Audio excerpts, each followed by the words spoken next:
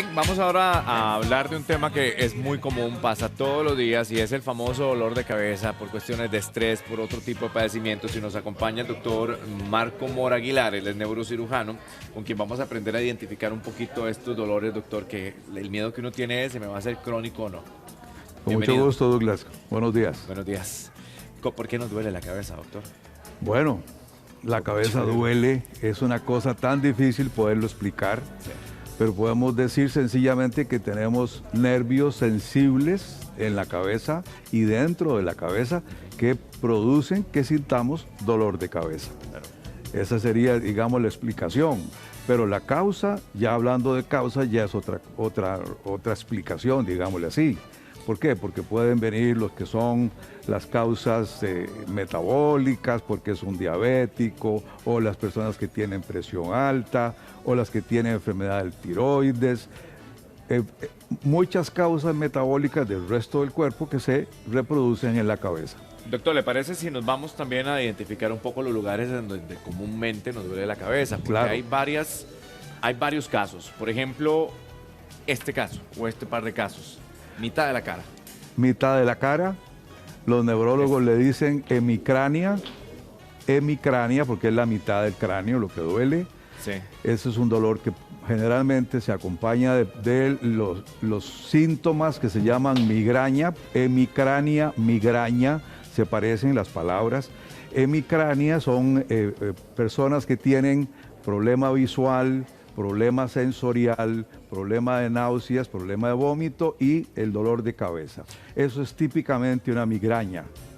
Claro, y eso es cuando la gente se queja, la migraña es cosa seria, ni la luz soportan. Ni la luz soportan, ni el ruido, sencillamente tienen que refugiarse en su dormitorio, oscuras, etc.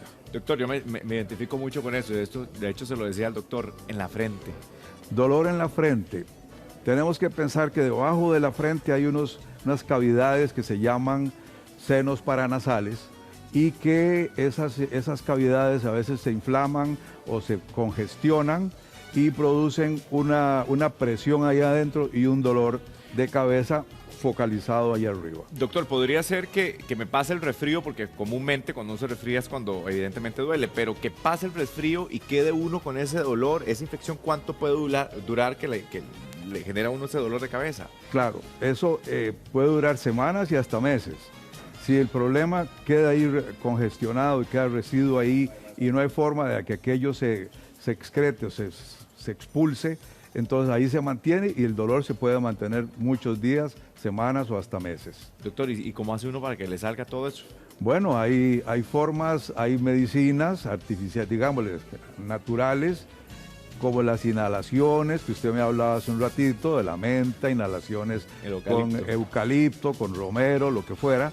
Y existen desde luego las medicinas artificiales de tipo descongestionantes y alérgicos, antialérgicos y por supuesto las medicinas para quitar el dolor. Doctor, vamos a estos otros dos casos que usted tiene a la par. El ojo es también, ¿verdad? Siente uno como esa presión, ese dolor y el ojo le empieza a hacer como que empieza a brincar, le dice uno popularmente. Doctor. ¿Cómo no? Ahí, ¿qué es lo que está pasando con ese dolor? Bueno, el dolor de cabeza, o digámosle focalizado en el ojo, posiblemente pueda tener una explicación en una persona que tenga presión elevada en el ojo, glaucoma, por ejemplo. O puede ser una persona que tenga algo un poco más serio, como que pudiera tener un aneurisma atrás del ojo que estuviera pulsando y estuviera dando un reflejo sobre el ojo y produciendo un dolor. Esas son cosas mucho más serias que estaríamos saliéndonos del dolor de cabeza común y corriente. Vamos a ver, uno podría decir que estos son como comunes también, estos dolores, no? Sí, y aquellos son un poquito más complejos, o por lo menos el del ojo. El del ojo es un poco menos frecuente y tendríamos que ponerle atención al dolor de cabeza que en el individuo que nunca ha tenido dolor de cabeza o el individuo que dice es el peor dolor de cabeza de mi vida. Esos dos ejemplos tienen que correr al hospital. Doctor, y la última, la congestión esta también que genera este dolor de cabeza muchas veces. Esto se parece un poco al dolor de cabeza de los senos frontales. Claro.